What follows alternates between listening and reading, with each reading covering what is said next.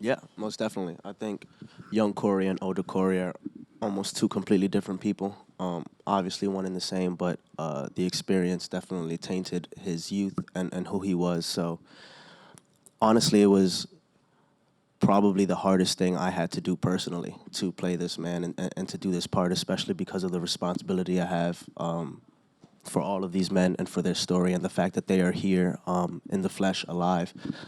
We're so proud of it, but at the same time, we have so many shoes to fill, and we'll never be those men. We can just do our best to portray them and try to. So playing Corey was a beautiful experience for me, doing it from young to old.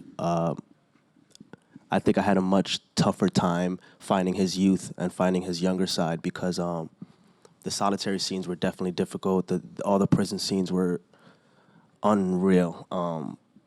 But it was trying to find who he was before the experience, who he was at 16. Well, he's so innocent, and you Yeah. really see that innocence challenged in a scene. No spoilers, but when he's challenged for the first time in prison, Yeah. when he's about to be attacked, and the way that you handle that scene, it's so clearly that he's not ready for this. He's not supposed to be there, and he's not supposed to be ready for this or learn how to be ready for this. Right. And you handle that innocence so well. Did you talk to Corey about those moments in his life? Actually, Corey and I didn't speak much about his experiences. I got to find that innocence and that youth from just speaking to him now about hip hop, about sneakers, about whatever. I still see the 16-year-old self in him today, and I think he's trapped in there, and he's always trying to find it, and he's always trying to keep it. I mean, you should see the way he dresses. He dresses like head to toe matching. Like his hat still matches sneakers, still matches pants and his shirt, and it's all this.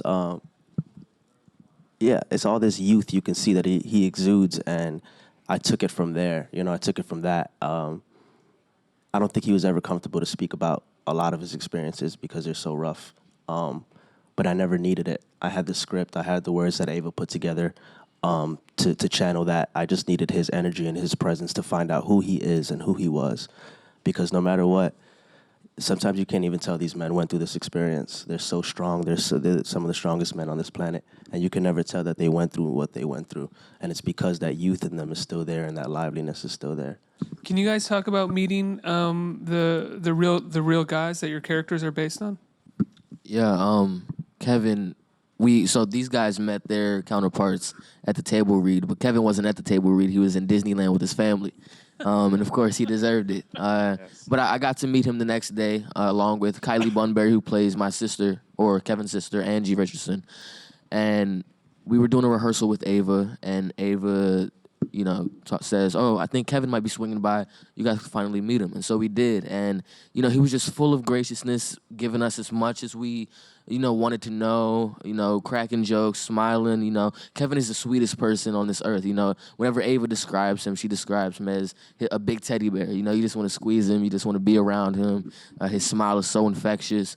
And, I mean, to see what he went through, like you said, I mean, you would never expect that these men went through this to come out so joyous, and have such a positive outlook on life. A lot of people, if they went through what they went through, they might be bitter, at the world. They might be angry forever. But these guys, they have found something to look forward to. And that's actually a line in the series. That's weird. But they found something to look forward to, and they're holding on to that. Yeah.